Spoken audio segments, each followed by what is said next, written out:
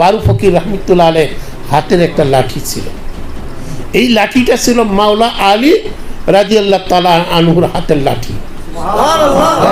এক ভাই হয়ে, এক হাত হয়ে আরেক হাত হয়ে, একজন পীর আরেক পীরের কাছে দিছে, আরেক পীর আরেক পীরের কাছে দিছে, এইভাবে শাহ আলীর কাছ হয়ে আমার হুজুরের কাছে এই লাঠিটা চলে আসছে।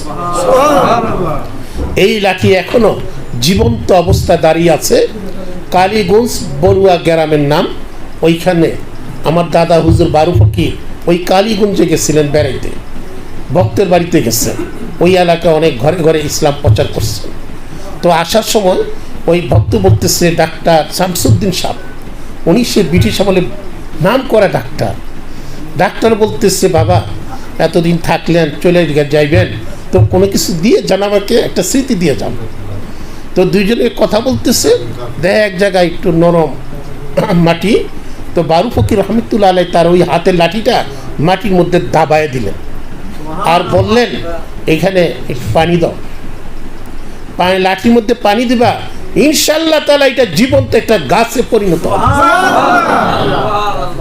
এই ডাক্তার শামসুদ্দিন সাহেব প্রতিদিন গাছে পানি দেয়। ওনার যে চেম্বার আছে, চেম্বার বন্ধ করে এই লাঠির কাছে থাকে, কারণ পোলাপান তো আবার ডান টুকি খেলে, যদি ভালো সোজা লাঠি পায় তাহলে তাই নিয়ে যাবো। ঠিকই ডাক্তার সাহেব দেখতেছে একদিন পোলাপান লাঠি নিয়ে লাড়াচাড়া করতেছে, এটা উঠাইব।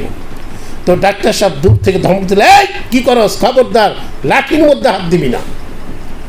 তো ডাক্তার সাহেব তখন থেকে তার দোকান বন্ধ করে ওই লাঠির কাছে বসে থাকতো।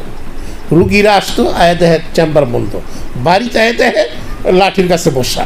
কিও ডাক্তার সাহেব আপনি চেম্বার খুলেন না কে, চেম্বারে যান না কেন, কত রুগী ঘুরে ঘুরে যাচ্ছে। ডাক্তার সাহেব কয় চেম্বার জামু, এই পোলাপান লাঠিটা যদি লইয়া যায় এটা আমি পাহারা দিতেছি। তো লোকজন বলতেছে লাঠি আবার পাহারা দেন। হ তোরা বুঝবি না, এটা আবার দয়ালের হাতের লাঠি, আমার পীরের হাতের লাঠি, আমার পীর বলছেন এটা একটা গাছ হবে। তখন রুগীরা বলতেছে হাই হাই, ডাক্তার সাহেবের মাথা তো নষ্ট হয়ে গেছে, তার তো সিরা গেছে গা, এর তো কোনো ঔষধ প্রেসক্রিপশন নিয়ে ওষুধ খাওয়া যাবে না, নির্ঘাত মারা যাব। তো ডাক্তার সাহেব ওই গাছে ওই লাঠিতে পানি দিতে দিতে দীর্ঘদিন পরে লাঠির থেকে একটু একটু পুকি গজা পাতা আস্তে আস্তে বিশাল বড় একটা গাছ হয়ে দাঁড়িয়ে আছে।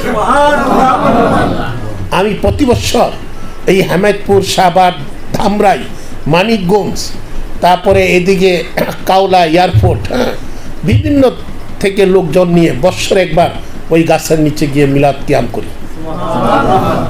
তো আল্লাহর অলির হাতের ছোঁয়া, এই লাঠি একটা জীবন্ত গাছ হয়ে গেছে, তার প্রাণ ফিরে পেয়েছে। এই তো অলিদের কেরামত, অলিদের কেরামত এটা সত্য।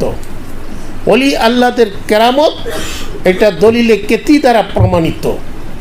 কেরামাতুল আউলিয়াই হাক্কু, অর্থাৎ আল্লাহর অলিদের কেরামত সত্য। তো ইমানদার হতে হলে একজন পীরের কাছে মুরিদ হতে হয়, মুরিদ হইয়া ইমানটাকে ঠিক রাখতে হবে।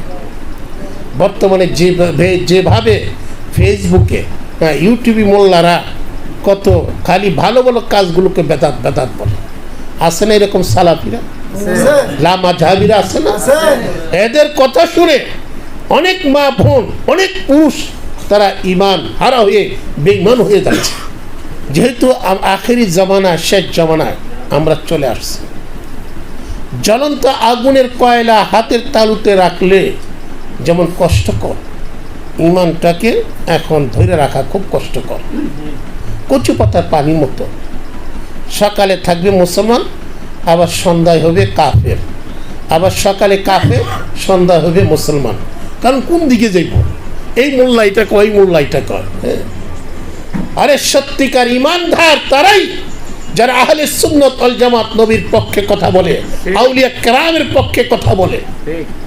কোরআন হাদিস ছাড়া তারা, দলিল ছাড়া তারা কোনো কথাই বলে না। এই সমস্ত হক্কানি আলেম পীর মাশায়েখদের শরাপন্ন হলে, তাদের কথা শুনলে ইমান মজবুত হবে। ইমানটা নিয়ে যদি কবরে যেতে পারেন, ইনশাআল্লাহ তাআলা ওই কবর হবে আপনার জন্য বেহেশতের একটা বাগান।